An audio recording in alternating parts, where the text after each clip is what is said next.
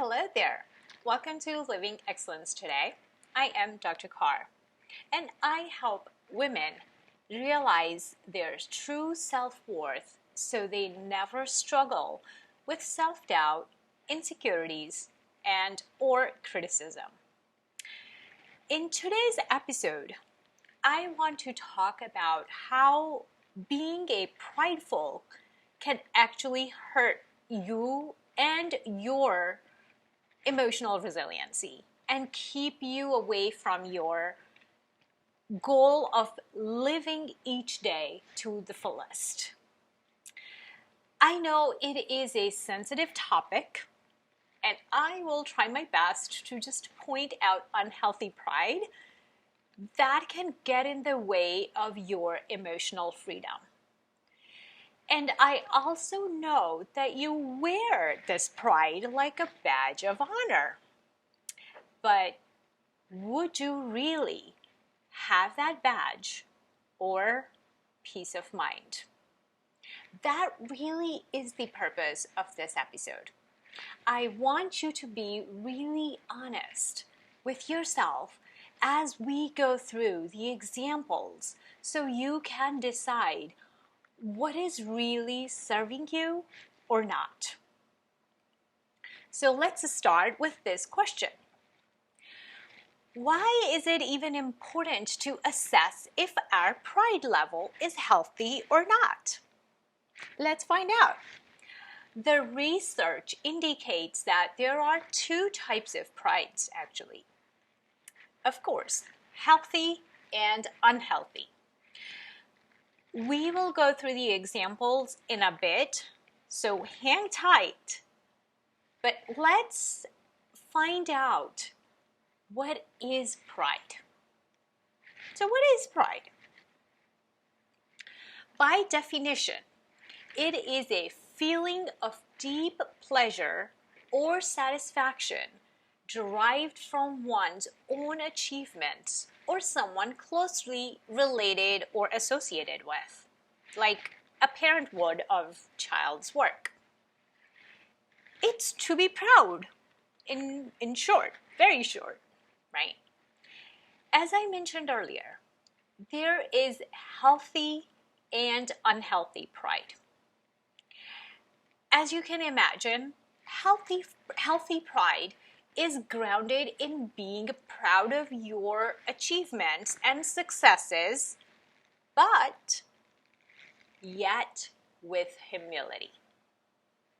And humility is being free of pride or arrogance or being humble. The unhealthy pride is what research mentions as hubristic or excessively proud or confident. And I'll show you exactly how and what it looks like. The unhealthy pride is based actually in low self-worth and is shame-driven. Yes. And that's when you would be critical or judgmental of others and yourself, but mainly of others to feel better about yourself. Right? Now, most of the time, we think of people who are arrogant or haughty when we think of being proudful or prideful. Not so easily, my friend. Pride gets us all, and it can really ruin your positive state of mind, especially when you are trying to be easy, loving, and non-judgmental towards yourself, which is what I ask you all those things to practice on a weekly basis. Come week in, week out, I am asking you to be easy on yourself, don't judge yourself, right? If you're practicing all those things, it can easily ruin your state of mind. I will share my own example here to make the point, and then we will review the subtle ways pride is keeping you away from being authentically confident person with true self-worth. Got it? Okay. I most of the time consider myself a humble person. I know. And I knew the dangers of being prideful kind of at the back of my head. It's talked about it more in religious context as well. And I think in Christianity, it's like one of the great 7 sins, right? Of being prideful. So I would consciously be mindful not to sound arrogant or obviously prideful. And if you know me, you probably would agree with me that I am not prideful. Maybe you do. That's fine. Something I still need to be mindful of and learn, right? But it still was present in my behaviors so subtly. And it was ruining my health and my relationships. So I consider myself a very quality oriented person, right? I do things with depth, and you can expect a high quality work from me, whether I am counseling, writing a blog, or cleaning bathroom. It might not be probably like, if you are a perfectionist, your level is probably way up high. But to me, that was a pretty high standard. I still can feel pride in this quality and unconsciously hurt people or drive them away. For example, cleaning bathroom. My husband can clean the whole house in 2 hours. And that, I would say, about more than 5,000 square feet house. And I can easily spend more than 2 hours just on a bathroom, right? Some of my clients know about this about me. Sure, enough, I kind of do a really thorough job, and I am proud of that because I don't have to do it again and again and again. Because I tend to be that type of a person who doesn't just, clumsiness is not part of me as well. So my thorough cleaning lasts me longer. It may not last my husband, that longer. But a thorough, excellent job done lasts a little longer than just an okay, well done job, right? First of all, I now realize that it should not take you 2 hours to clean a bathroom. I don't know what I was thinking, but I would take longer, and then I would just justify it because I don't have to do it every week if I do that thorough of a job and I spend that much time on it, right? But more than that, I was hurting my husband's feelings each time I would throw that excellent job done in his face. I was hurting too, not realizing. And my husband never said that. Actually, he probably has, jokingly. But actually, the true realization was when I realized that I am not any less of a person if I didn't do the excellent job done. Did you hear that? I didn't think the realization was that I am not any less of a person if I didn't do that well of a job done. That was the real realization. That felt freeing. I could just do an acceptable amount of work for that bathroom to be cleaned. That's it. It doesn't have to be sparkling clean to my own standards. All this was coming from perfectionist tendencies. Yep, good old friend perfectionism comes in our way again and again and again. So be aware of that. It's good to be proud of who you are and you become what it is not to, but it is not to base your self-worth on what you have achieved. That's where the danger lies. Because you achieve something and then you start to compare yourself to what you have achieved. You start to measure your self-worth with that achievement. That's where exactly the danger lies. That's what you want to avoid. If you feel like you're proud of what you have achieved, then your achievement becomes your self-worth. That becomes your measuring stick for yourself, right? That type of pride can ruin your relationships. It hurt my husband to hear that he would not do as thorough of a job as I can. He is just simply doing what he could do. He needed to do, he wanted to do. Not to my idol standards. He's just not built that way. He's not any less of a person if he doesn't work through it that thoroughly.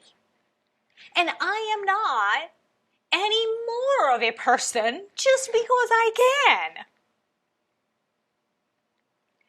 This pride has shown her ugly face in many other areas of my life where I felt pride in doing everything on my own or not asking for help. I drove myself crazy because I felt I only could do that job that way, that well. Who can relate? Right? So your pride is not doing you any favor, my friend. It is not healthy for your emotional well-being. It just isn't. You will have to learn to let go of your pride that is getting in the way of your relationships and your emotional well-being. I'm not saying not to be proud of yourself. In fact, I teach that. I teach for you to be proud of yourself. I have recently posted that I reiterated that I would come home when I was in my master's program and look into my eyes in the mirror and say, today was a good day. I am proud of you. Right? But that's building, that's feeding that inner child that needed unconditional positive regard. Right? That was part of that build. But if you have started to put, and working on that, it could be the danger that you probably kind of can slide into the other direction as well, that where you start to measure your achievements, your self-worth with your achievements, not with who you really are. And that's why I am here in front of you, so you don't make the same mistakes that I did to become emotionally resilient, right? So here are some other subtle signs of pride ruining your life, right? Being too proud to ask for help. Being independent is different than feeling hurt but not asking for help. Or yet worse, letting your loved ones or even your kids suffer because you don't want to ask for help. Don't do that, my friend. Ask for help. Your pride is not more than your emotional well-being. Be vulnerable. That is going to serve you more of being vulnerable and saying I need help than trying to do it all and being hurtful, being frustrated, being overwhelmed, being anxious, or being depressed. I have seen clients who are trying to do everything themselves, but yet they're depressed, but wouldn't ask for help. Don't be that person, my friend. Disregarding the advice. So these are just clues, okay, that you might be prideful or too prideful. That's ruining your emotional resiliency. If you consistently disregard others' advice, that might be a sign that you are prideful. So be aware of that. When someone is sharing their experience with you, take away that and consider it. You don't have to apply it right away, but at least hear them out, right? But if you can't, that might be the sign. It's a subtle sign that you want to become aware of, that pride can be getting in the way. Being critical. If you are being critical of others or judging them so you can feel better about yourself, it means pride is present. Now, all this could be unconscious. You probably, as I said, you need to become aware of it. All this could be just running at the back end of your head and not knowing that that's what pride looks like. That's what pride feels like. Okay, so be aware of that. Need attention. If you constantly need others' attention or need others' affirmation or needing praised for all that you are doing, pride is there, my friend. This one feels a lot more like this would be grounded in low self-esteem or low self-worth, right? Because you're constantly looking for that affirmation, but it still is wrapped up in pride.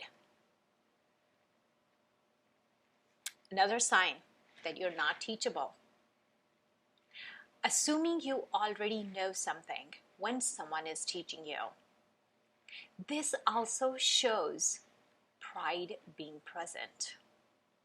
If someone is sharing their experience with you, if someone is sharing their life story with you, to maybe even suggesting that you want to do something different, or they have gone through something similar and might be able to offer you some insight, but you're not teachable. You don't take it, right? You might be saying, but this doesn't apply to me. I get it. This is what you could do. That's not my situation. That's all pride. Okay, another sign. Can't receive constructive criticism. If you struggle with other people providing you helpful feedback about your life, you immediately shut them down by saying, you're not in my shoes. I already know this, but I can't do it because dash, fill in the blank, right?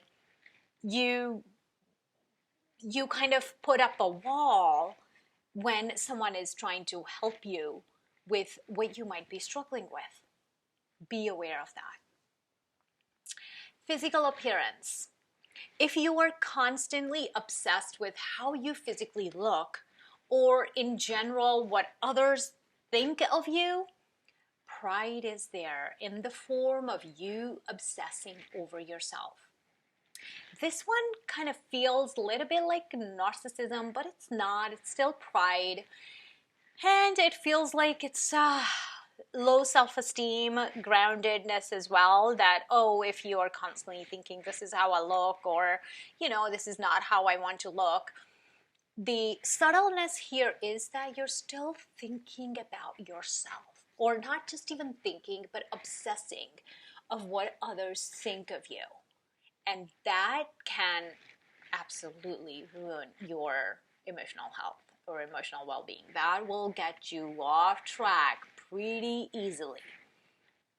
Okay, another one, blocking communication.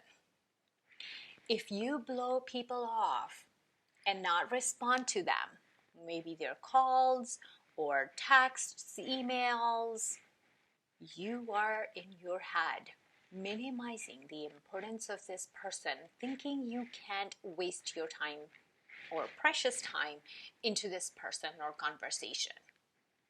Yes, in today's world, we all are busy, And time is a real commodity that we need to preserve. But you have to really be honest with yourself here about the reason you're not responding. Because all you can say is, hey, don't have time, we'll get back to you. Couple of seconds, right? But if you are doing that to make a point that they don't matter, or your head is like, oh, I don't want to deal with that, it's more about just how you think about not responding, right? So there you have it. Some subtle ways how pride is keeping you unhappy. I know this was a very touchy subject, and that's why I provided my own personal example, but it very subtly gets in the way. And I have lost my precious health, my precious time in trying to do everything by myself or to certain standards from those perfectionist tendencies, that it's just not worth it, my friends. It's just not worth it. It's keeping you unhealthy. It's keeping you unhappy. And those unhealthy patterns will probably sooner or later merge on, if they're not already merging, as anxiety or depression or other physical pains or something. So let go of that pride. And these subtle ways of pride, that this pride is grounded in perfectionism. And I am, again, guilty of it. To be honest, really still very much working on it. Recently, I have let go of a lot of things I used to be very proud of that did not serve me well to be happy in my life. I don't need to be that quality controller if it's not helping me be happy or move towards it at the least, right? But I used to be very proud of myself for that. You know what? But that's who I am. You know what? You change. You change with your goals, who and what you want to be. If happiness is your destination, you want to be free emotionally. You want to feel healthy and happy. Pride might be the thing that you have to let go. It is doable to let go of the things with being a little open-minded towards the process. I had no idea pride was hurting me instead of helping me. I too wore it like a badge of honor. This is who I am. But as soon as I realized that, you know what? This is not helping me to be healthy and happy. It was difficult. It wasn't easy to let go of that. But not accepting help from others, thinking you can do it all, feeling you don't want anybody to pity on you because they would be helping you. All that is not serving well. It really isn't. Universe gives us the opportunity to learn lessons. And if we don't, that's on us. Here's the thing. You're only one of you. And you happen to be a human. Humans have emotional, physical, and social needs. So you too have those needs.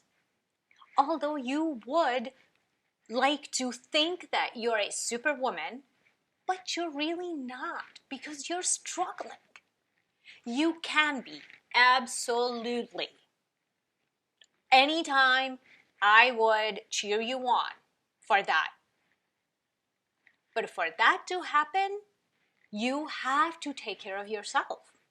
You can't be waking up at 5 a.m. and going to bed 11 p.m. and working every minute in between those hours. You have to learn to call out sometimes. It might feel counterintuitive to you, but trust me on this. You feel irritated, or you feeling irritated, frustrated, overwhelmed when you are burning your candle on both ends. It's not sustainable. Feeling irritable, frustrated, overwhelmed, exhausted, not happy, depressed, anxious, all these signs are there to show you that you need to do something different. You need to let go of some things. Now, before I let you go, I want to give you the antidote to pride. Because what's good if you figured out a problem and you don't have the answer to it, right? Or solution for what to do. And it is humility. Being humble is the antidote to being prideful. By that, I mean, don't measure your self-worth with your achievements. Now, by humility and being humble, by at all no means you be the doormat to someone else, to others, that they can just do and say whatever. Absolutely not. But it is for you to not compare yourself with others for good or bad. Because anytime you get into the comparison, you're going to judge. Whether you're judging yourself or others, it's going to get you defensive. It's going to get you into pride.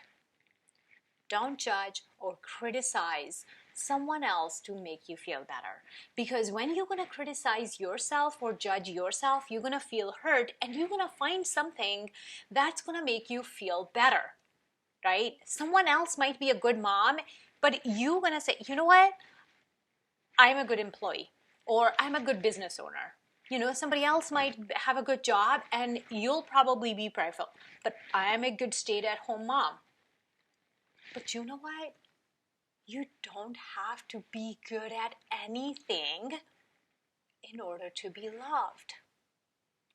That's the radical realization that you have to go through. Catch yourself when you are doing it and make every effort to stop it right there. You are a beautiful human being, just the way you are.